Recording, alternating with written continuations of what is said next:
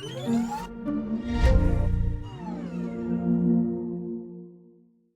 afternoon, good morning, depends on where you are. And thank you for joining us. We are excited to introduce Trimble Pivot Platform version 5.3. While Pivot is the go-to software for managing geodetic networks, this new version is arriving in just a couple of weeks and brings several new features, better performance, and much stronger cybersecurity to meet the latest standards. Joining me today is Stephan Blatt, our engineering manager, who leads the technical team. And I am Arturo Rodriguez, the product owner, responsible for the software's roadmap and customer feedback. Regarding the questions, please send your questions through the chat as we go, or you can ask them at the end during the Q&A session. Version 5.3 focuses on making your network more secure and bringing you the latest technology.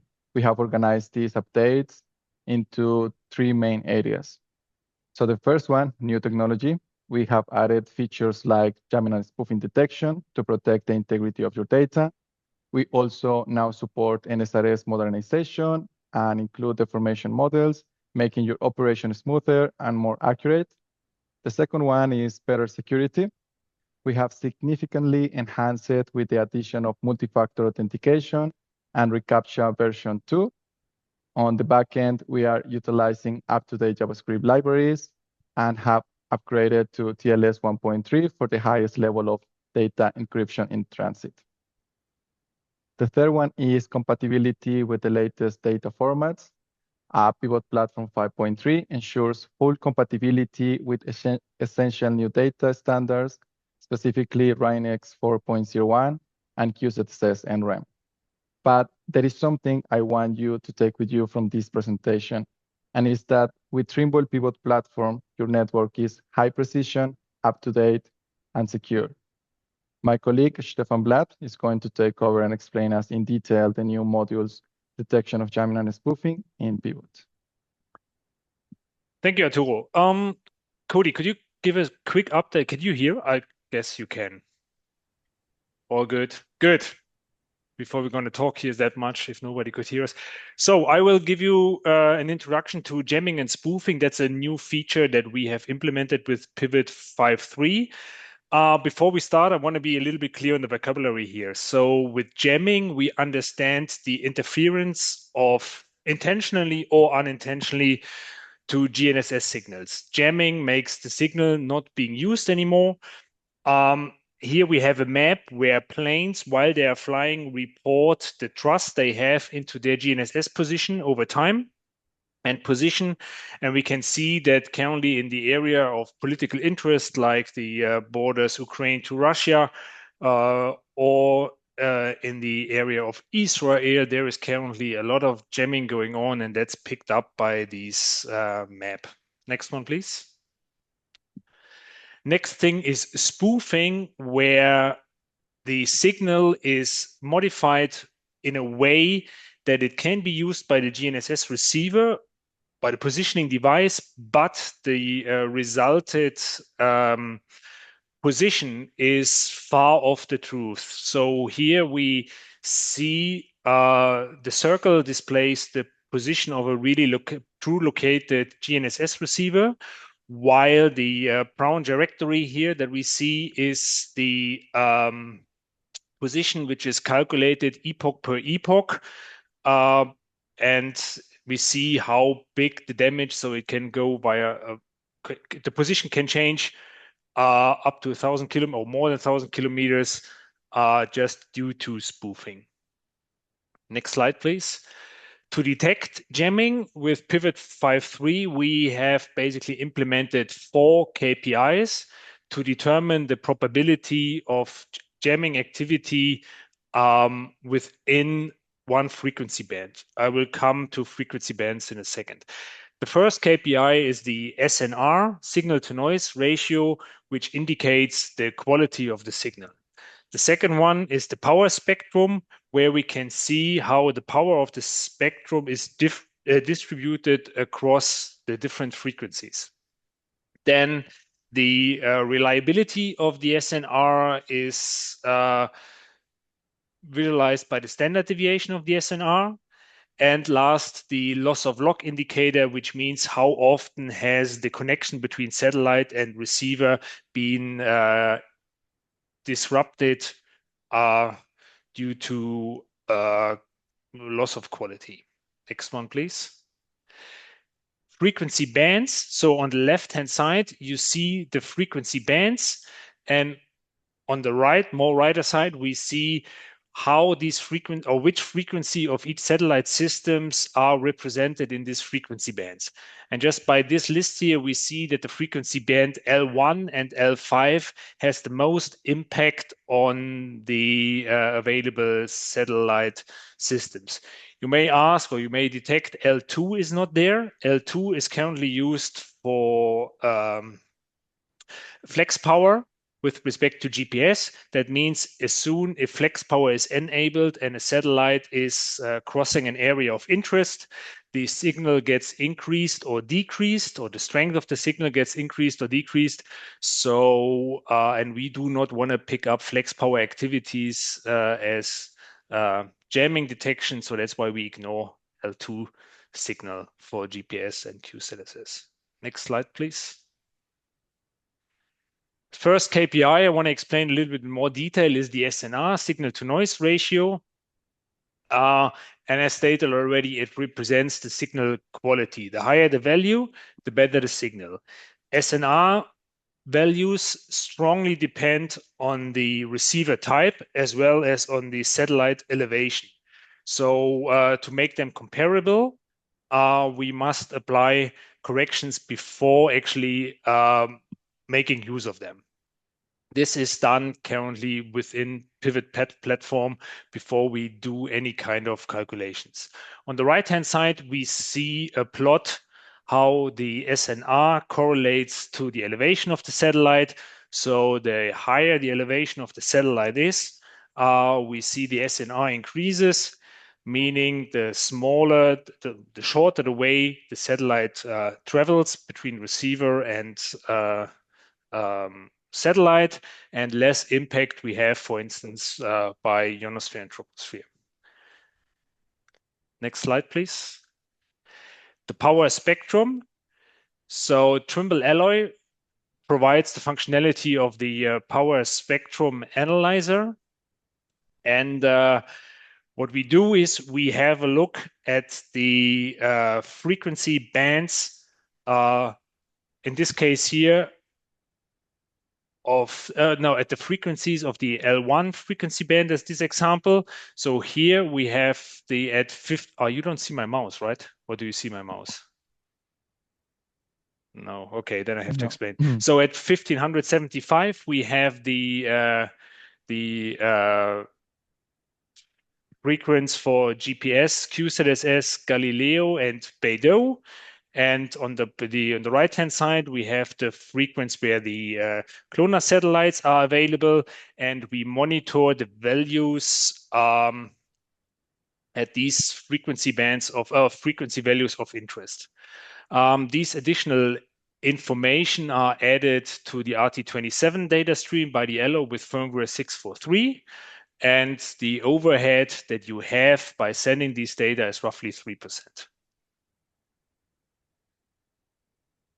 The alloy also provides the functionality of the alloy spectrum of the spectrum history, where we see how the frequency values change over a period of time.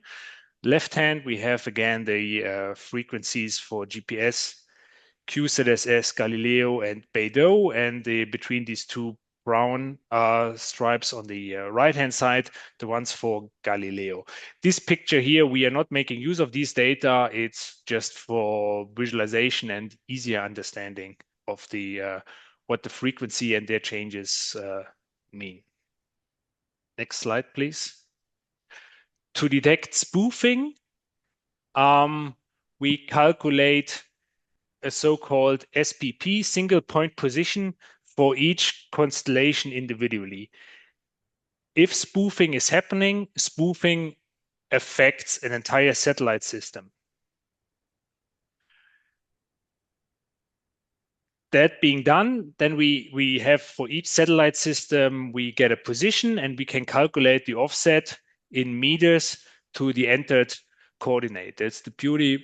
Pivot knows where the receiver is supposed to be and can detect any kind of offsets.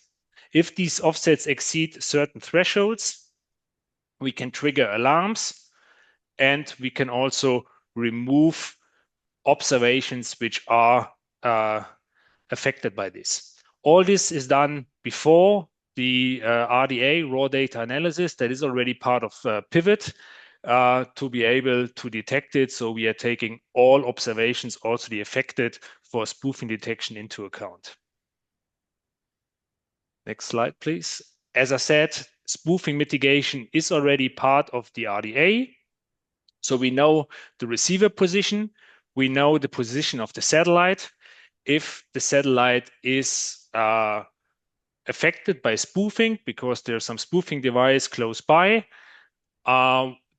we calculate or we observe the difference between the expected range and the observed range. So we can, by simply doing the math, difference between satellite position and receiver position, we know what we should expect by taking into account what we actually receive. And if these thresholds is exceeded, then the entire observation is removed. Next slide, please. So for jamming and spoofing, we introduced the so-called jamming and spoofing portal, or to visualize and manage jamming and spoofing on your side. It's a Trimble hosted web application where you customers, you can create your own workspace and connect your Pivot installations to.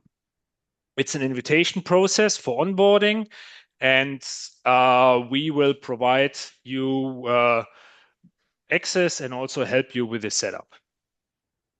The calculations of these probabilities that we make use of or that we display in Pivot is done in the portal backend, and it's only done based on the data that you upload and within your workspace. The portal then shows the opportunity to display time series as well for the calculated probabilities as well as the raw data.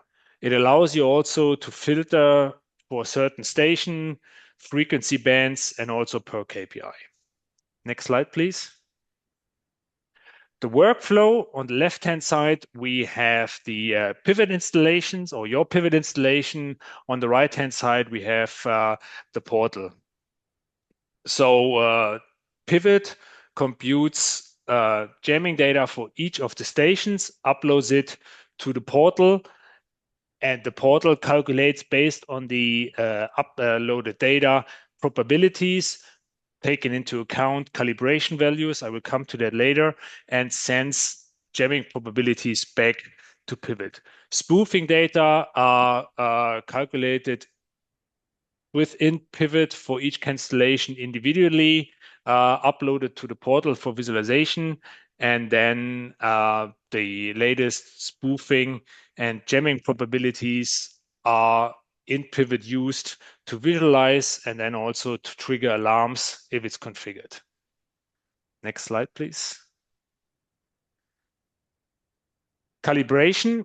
So we have used our RTX integrity stations to generate benchmark values for values SNR power spectrum that we expect, and we know this is what a receiver is supposed to operate in perfect conditions.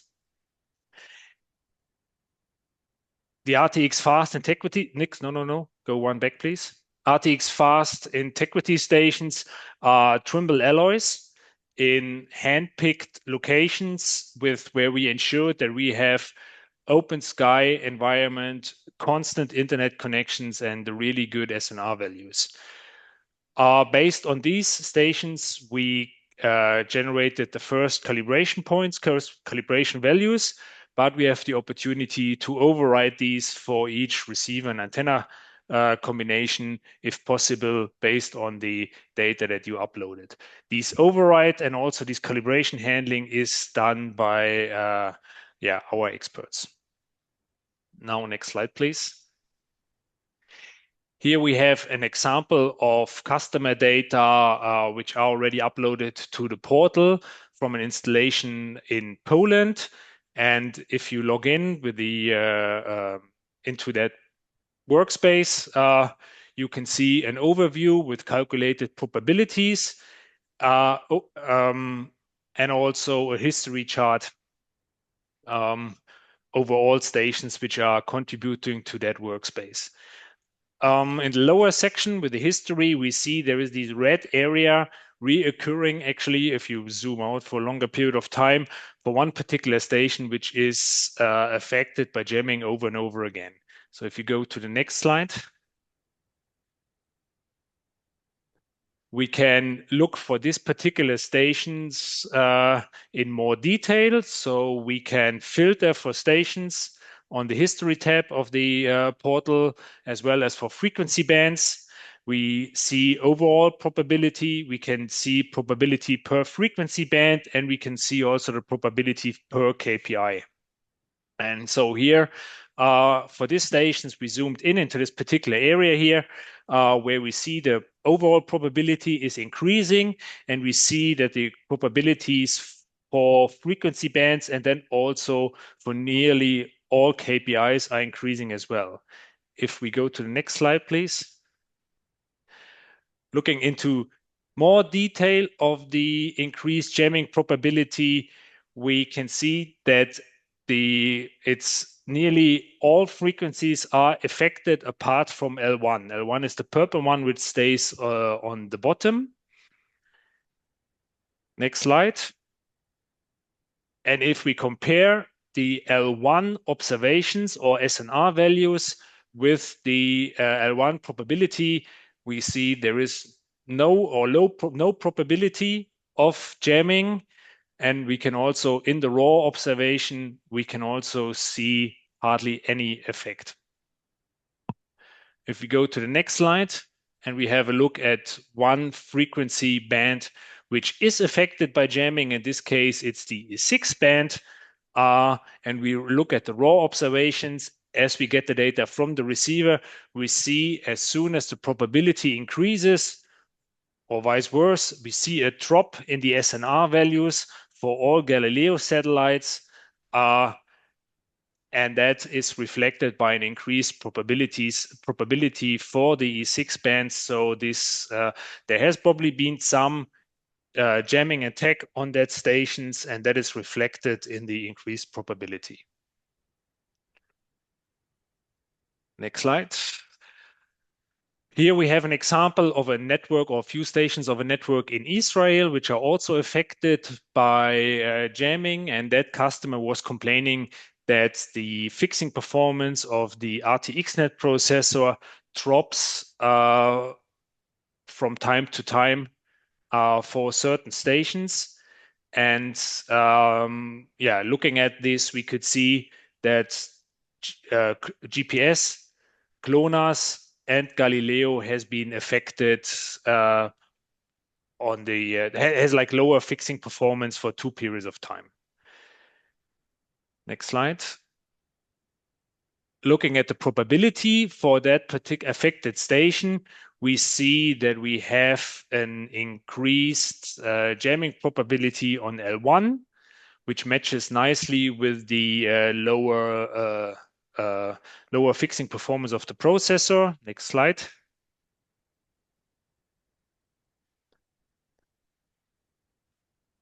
And we could see that the L1 frequency has been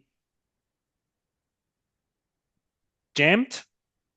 The tracking was not affected, so the receiver was providing data which were able to process, but the results were just not usable of this.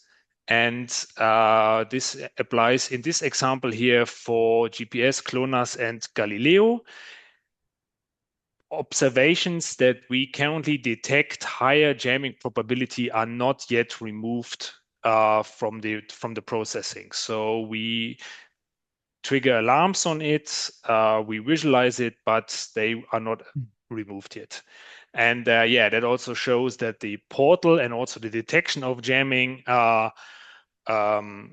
can be used to understand fixing performances of potential affected stations within your network. Next slide, please. To set up jamming and spoofing, we enhance the device manager where it can be enabled. You can, in the device manager, you can link your pivot to the workspace. The workspace is the thing that will be created in the portal after you have been invited to participate in the portal. We can enable thresholds for alarming, for spoofing, as well as a frequency threshold for jamming. And we have added views where we display the offsets per constellation as well as the probabilities per KPI on the contributing and all stations which are located underneath this device manager.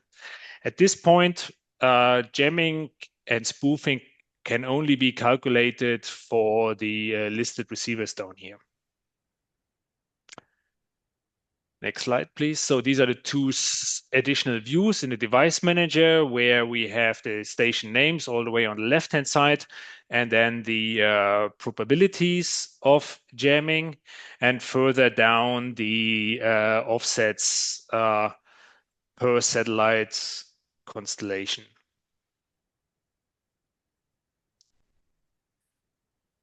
So the jamming and spoofing, as I said, the base values that we have established are derived from our RTX integrity stations. So even though you are not affected by jamming and spoofing, you can still use this feature to analyze the system and see how your system behaves compared to a system where we expect it to be at the best spot. Your station setup strongly depends on the location as well as on your environment. Hardware like receiver, antenna, and even the quality of the cable or the cable length can contribute to the overall performance of your station. Once we had the workflow in place, we saw that in one of our stations that we are also using in our production environment, we see an increased probability. Next slide. If we look deeper into this, looked at the different KPI values, we could see that this station was showing a high SNR value on the B3 signal, so for Beidou. So everything else, the KPIs were looking at a normal range, but B3 was like the probability was at a nearly 100%. Looking at the raw data of that particular station, which we do here on the right-hand side, we can see that the SNR values for all Beidou satellites are at the 40 to 50 range for the B1 and B1C and B2 frequency, but B3, as we can see all the way on the right-hand side, are roughly 10 dB below B1, B1C, and B2. And that's something that we don't understand yet. It might be a cable issue, it might be a hardware issue. We are looking into this, but this is something we know the station is in a good environment. There's nothing else around, but still we see this higher probability and we can make use of this feature to analyze the system or the quality of our system. Next slide, please. So in summary, jamming and spoofing is a threat which is present and which is affecting us right now. Each GNSS device, and that's a sport watch, a smartphone, the really expensive rover units that we have, or even the more expensive networks or receivers that you have in your GNSS networks are affected by this. With the Trimble solution, the Alloy, Pivot, and the new developed Portal, we have an approach where we are at this point able to detect jamming and spoofing. We are utilizing the portal using modern cloud technology, and even though you're not affected by jamming or spoofing right now, you can still make use of the system by evaluating if your system meets the standards that we have. I think we will come to questions later, so I would like to continue with NSRS modernization and how it can be realized using Trimble Pivot Platform. NSRS or modernized NSRS is replacing the existing NUT83 frame with 4 new frames fixed to the following plates. So I think everybody in the US has heard about that and is aware of that change and knows in detail what is going to happen here. Next slide, please. In Pivot, we have various options how we are able to provide modernized NSRS streams as well as legacy NUT83. But what all of them have in common is that you have, or we recommend that you set up your Pivot in a way that all your reference stations are making use of modernized NSRS coordinates. These coordinates can be generated by GNSS baseline processing, where you calculate against an updated NGS stations, Opus, or also some afterwards, if required, or do some network adjustment once you have updated all, or you have recalculated all the coordinates. Once this is in place and you need to stream NSRS as well as legacy NUT83, we can work with a 2-server approach or a 1-server approach. 2-server approach means we have 2 individual independent pivot. One provides data in NUT83 coordinates, the other one in modernized NSRS coordinates. If we want to do the 1-server approach, we recommend having all your station coordinates in modernized NSRS coordinates and then realize the realization of the modernized NSRS frame as well as the legacy NUT83 frame by different RTOs. This can be done by converting the frames or converting into another frame or apply local transformation. Next slide, please. So option 1 with the 2-server approach, you will set up, or you must set up an N-trip caster. This N-trip caster can of course be located in one of the 2 servers here. Just for drawing purposes, I separated that. This N-trip caster will have separate mount points, one for modernized NSS, the other one for NUT83. And in case of 2-server approach with 2 independent pivot installations, server which is running with the modernized NSRS coordinates will feed the mount point for modernized NSRS, and the server 2 with NUT83 coordinates will feed the mount point with all the NUT83. This is the 2-server approach. Next option, next slide, would be the 1-server approach with multiple RTOs. And there we make use of overriding the reference frame. So as I said, we have the 1 server, all the local coordinates or entered coordinates will be in modernized NSRS. And then we add within that 1 server environment 2 RTOs, one providing modernized NSRS, not applying any transformation, and the other one being configured to transform the new coordinates into the NUT83 frame, feeding then the corresponding mount point. Next slide. Next approach would be also 1 server coordinates in modernized NSRS, 1 RTO providing data in modernized NSRS, and the other one providing NUT83, but using local transformation. Local transformation means, next slide, please. that we have a so-called reference coordinates txt file, which contains an arbitrary number of points that they does not need to be points which are in your network. It just should cover the area of your network, where we have the coordinates in one frame and in the target frame.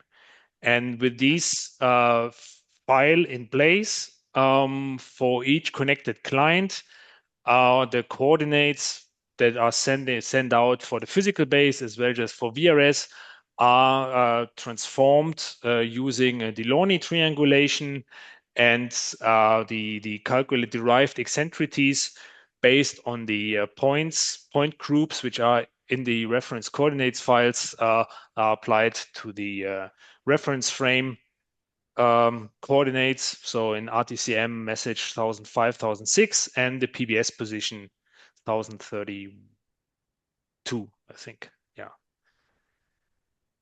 Next slide, please. So in summary, with respect to modernized NSRS, it will be launched and it will be available, and all system will require adaptation to this. So with 5.3, we have various options which allow you to support modernized NSRS as well as the legacy frames for a certain amount of time or forever. With our services, VRS Now services, we have to go through exactly the same challenge that you are facing here. And whatever we learn or whatever process we will do, we will communicate to you. So we are there. We will support you. And we will do our best also in our own interest, since we are facing the same challenges here. With that being said, I'm looking forward for your questions at the end of the presentation, and I will hand it over to Arturo now. Thank you. Thank you, Stephan. Now we are going to talk about the new feature called automatic selection of the formation model. So since version 5.2, Pivot integrated the Trimble Geodetic Library, or TGL. This library was included with the goal of ensuring consistency in reference frame and geoidal models across all Trimble products. It also makes updates to the TGL easier, as they don't require a full installation of Pivot and can happen in the background. So let's start with the definition of the formation model. The formation model is the mathematical representation of coordinate change over time due to crustal motion or other geophysical effects. So here, TGL replaces the previous reliance on fixed transformation parameters and introduces the automatic selection of the formation model, incorporating dynamic deformation and velocity models. This is crucial for high-precision GNSS, geodesy, and surveying applications, as it improves the internal transformation of coarse positions and the VRS positions received in the field. This slide highlights the difference between legacy and automatic transformations. The key is that the automatic method applies a deformation model for localized crustal motion, while legacy relies on manual enter velocities if they are available. Please check the list in the release notes to make sure that we cover the deformation model for your area. Then in the system properties, pick your reference frame and set the deformation model to automatic. This map shows where we support deformation models. So the green areas are supported, while the gray areas are not supported at this time. So now let's have a look on how to set up these deformation models and divide it into different steps. So the first one is making sure that you're running Pivot 5.3 or later when we have a newer version, the current version. Then the second one is checking the list in the release notes to make sure that we cover the deformation model for your area. Then in the system properties, pick the correct reference frame for your project. Remove any manual velocities you have entered previously to avoid any conflicts. it is necessary to select the appropriate tectonic plate for your region. And the last step in the deformation model drop-down menu, in the setting properties, simply select automatic. For these cases, I strongly recommend to contact the RTN customer support team for assistance, and please test it in the backup system before doing it in the production one. I like to show you an example of how these changes work in the real world. In this case, we have a station in Sweden. Originally, the station was using ETRF 89 reference frame with manual velocities. Then to apply the automatic selection of deformation models, we follow the usual steps. So first, we have to verify if a deformation model was available for Sweden, and there is one, NKG. Then we change the reference frame from ETRF 89 to SWERF 99, because that's the reference frame that is compatible with the deformation model. And finally, we remove the manual velocities and selected the automatic selection of deformation model option. So if you look at the integrity monitoring graph on the right, you can see the result of these changes. Once we switch to the automatic model, the position offsets became much smaller, leading to better fixing and positioning performance. This feature was based on requests from our network operators. We have included multi-factor authentication, or MFA, in this new version. This addition also greatly enhances our cybersecurity measures. MFA requires 2 verification factors to gain access, creating multiple layers of defense to mitigate unauthorized access to login information. We have created 3 different options for multi-factor authentication to accommodate to the multiple preferences of our network operators. These options include none, and that's the one that is by default, where MFA is disabled for all. The second one is enforce all, making it mandatory for all users. And the last one is user dependent. So in this case, the network operator is giving somehow the responsibility or the ability to the end users to enable or disable, to enable it or disable it on their own. So what are the steps to set it up, multi-factor authenticator? So the first thing is if the network operator decided to enforce for all or selected the other option, user dependent, in the config file, users need an authenticator app like Google Authenticator. So they will have to download it on their mobile phone or tablet. Then they will have to scan the QR code or manually enter the code that is on Pivot, and then verify with a 6-digit code from the app. Once set up, the system provides recovery codes, and this is really important to highlight here, because you need to save them somewhere in a file or in an email, somewhere where you can have access to that. So as they are for only one-time use if you lose access to your device. So that's really important when you are setting up multi-factor authenticator. And this is how going to look like for the first login. After entering the login credentials, if MFA is enabled and set it up, a dialog box will prompt and the user will have to enter the MFA code from the authenticator app. We have included many cybersecurity updates in this version as well.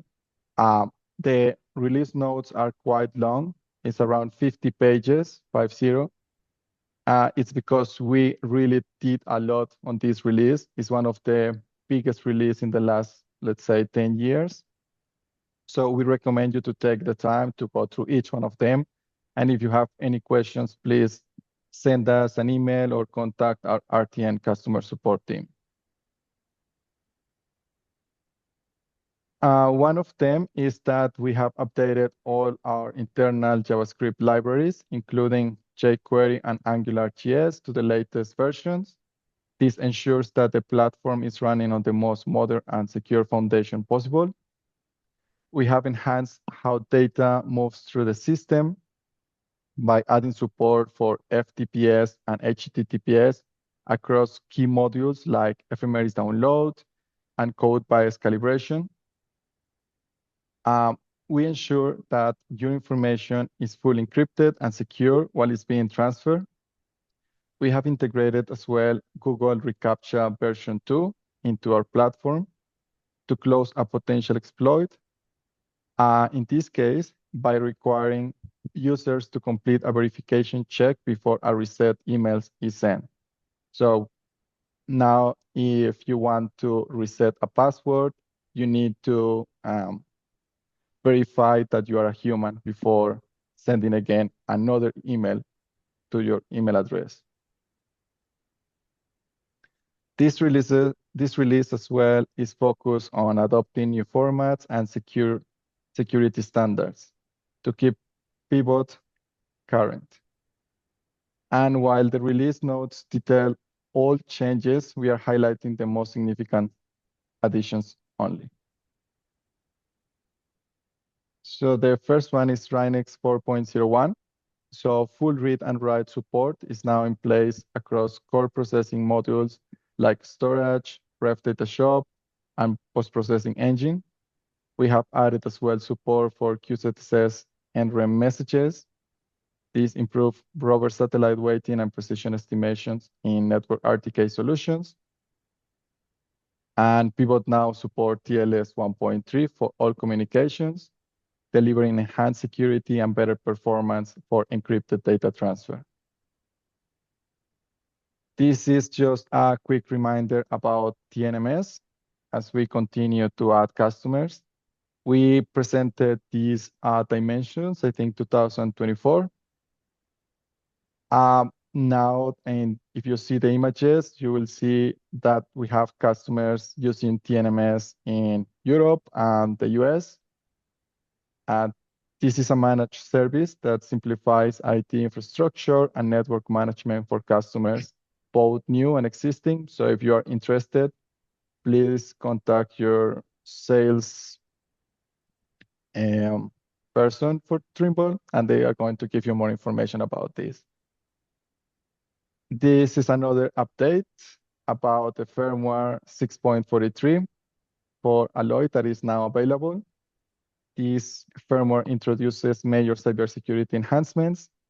Please refer to the release notes. And if you are going to start using the jamming and spoofing portal and you have some alloys, this is going to be one of the requirements. So we recommend you to upgrade your alloys to this version. Now is the round of questions. So if you have any questions, please send us through the chat. We were going to try to answer all of them. And if you have any question in the coming days, you can contact a customer support team and they are going to send us the questions through.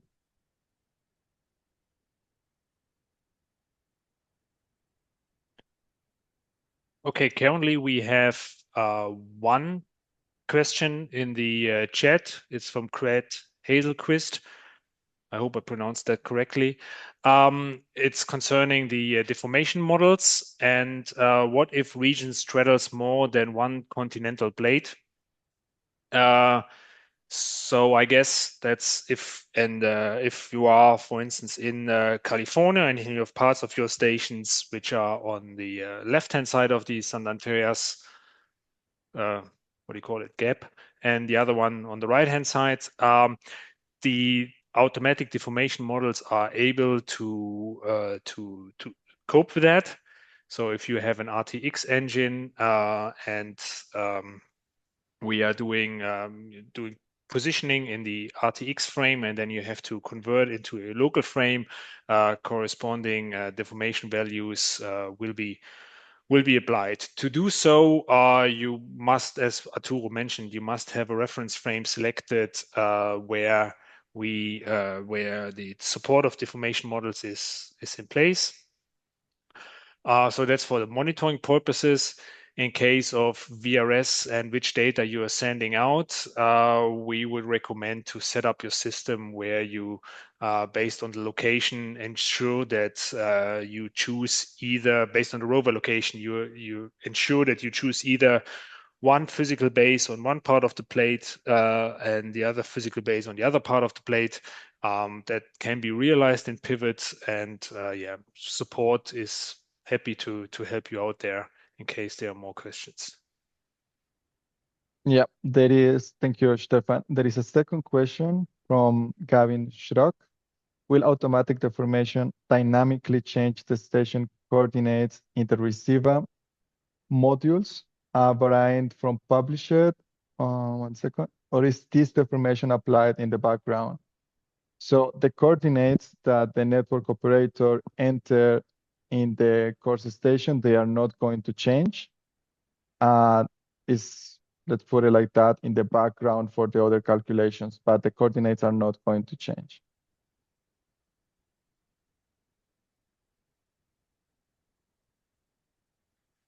The question about from Abdul Wazir Zalavu is, can the new Pivot release detect jamming independently without the portal, or it's a must to connect to the portal? It's a must. So the Pivot 5.3 and the portal, they work hand in hand together. The next one is from Matt. If the presentation is going to be available for download and review, yes, we can send you the presentation if you want.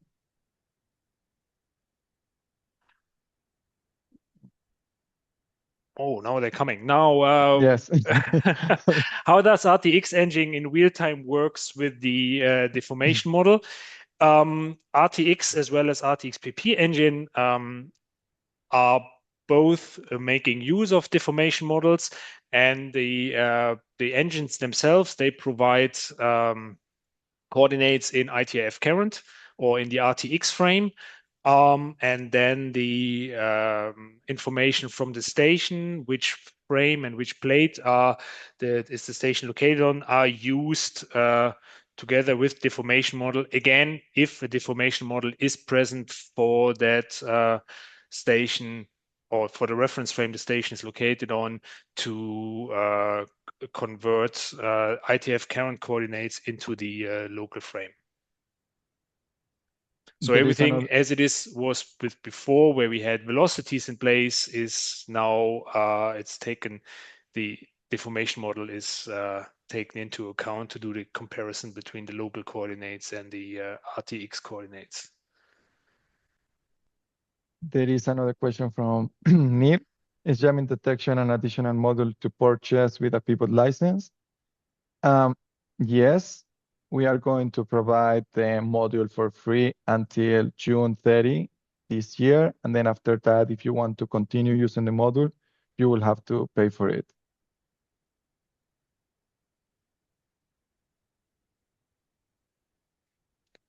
What about the use of Google Maps in Pivot?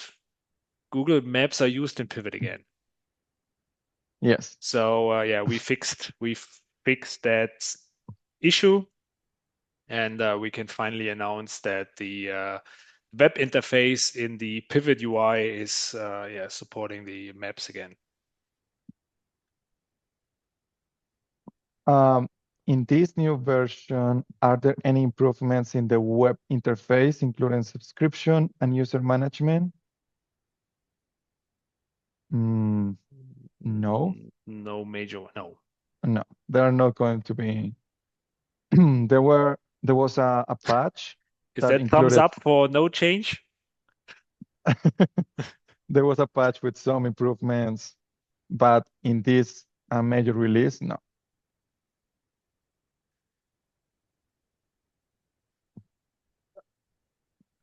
If it's possible to use the jamming and spoofing module with version 5.2, no, it's not possible. You need to have version 5.3. And another question, will TGL replace the Trimble transformation generator? No. Trimble TGL is used to do any kind of mathematics, how to convert from one reference frame into the other one within Pivot. The Trimble Transformation Generator, or TTG, is used to generate additional messages which can be added to any RTCM data stream. So that is the naming might be similar, but that's not a replacement. One more question. If we are going to post the recording of this, we are going to send it via email to the people that register to the webinar.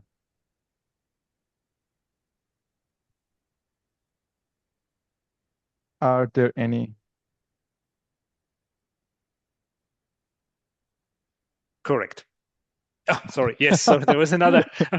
Sorry, there was another question. So TGL is for dynamic reference frames. Yes, as well as that. Yeah.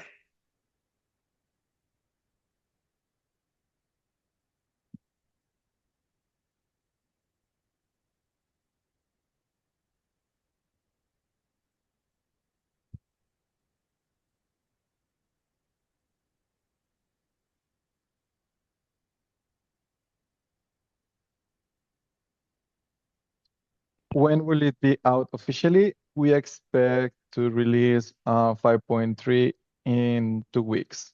That's that we expect.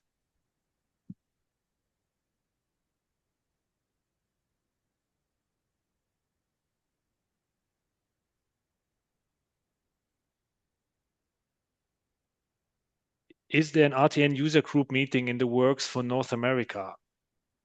I cannot answer this.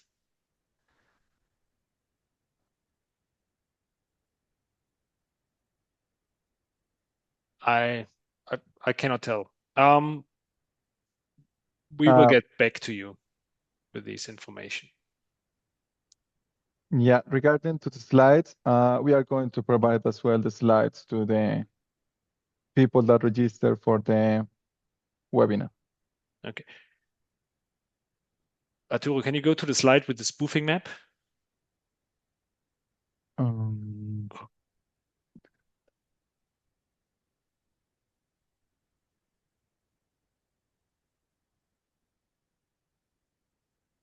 This one? No, it's the second or the third one. This jamming or spoofing? Spoofing. Okay. Yeah.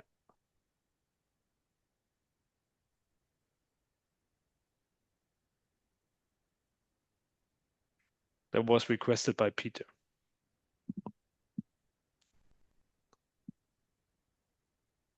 Are there any additional questions?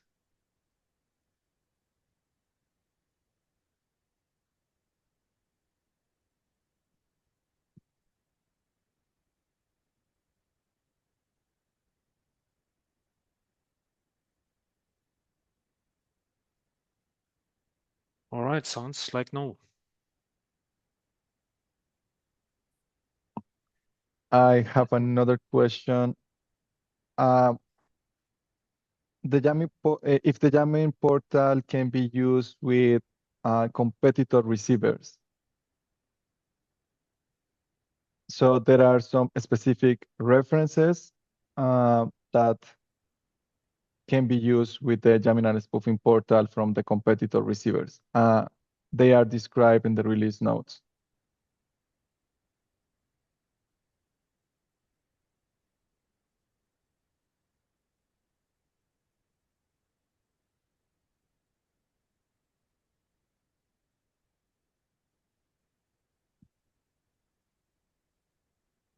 There are other 3 questions. Yeah, but I think we answered them all. That was the change of station coordinates by Gavin. Yes. Any subscription or user management improvements? We did that. And what about the use of Google Maps and Pivot? We also ticked that off. Yes.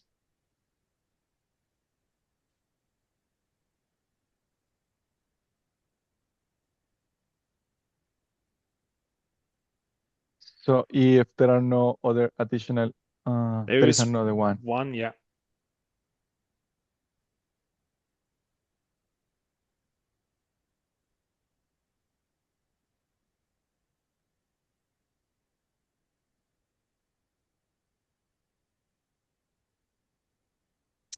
And it's answered already. Thanks, Sudam. So there was the question that if the update of the receiver is happening today, of if there are any other in the GUI any other updates as well. And Sudam Fernando, the product manager of the Alloy, answered, yes, you will see a new option. No, hang on. Yes, you will see a new option in the RT27 options. And we have as well from our sales team an answer about the conference for the RTN conference for North America. There is going to be one. Related to the release notes, once we do the release of 5.3, we are going to release the release notes as well in the official Pivot website. There was a question and another one. So can we still use NUT83 original in Canada by modifying the registry for, I guess it's TGL? NUT83 is also supported by the new TGL implementation. So you don't have to go back to the legacy implementation. So you can still use NUT83, but there is no need to jump back in the registry. Oh, hang on. I might be wrong. Which NUT83 do you mean? Because one is not supported. Yeah. No, sorry for that. That's the one which is not supported, and there you have to do the work, the step that you have been suggesting.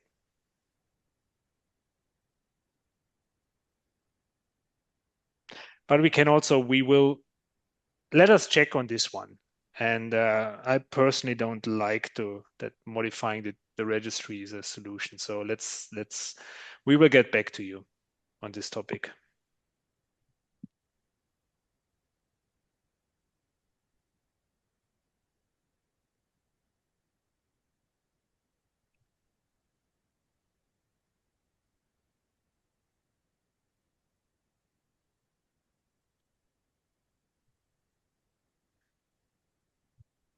Good. Okay. So if there are no any other questions, thank you very much for joining us today. And if you think about any other additional question in the coming days, send us an email via the RTN customer support, and we will be happy to answer. Thank you, Stephan. Thank you, Arturo. Okay. Thank you, everybody attending.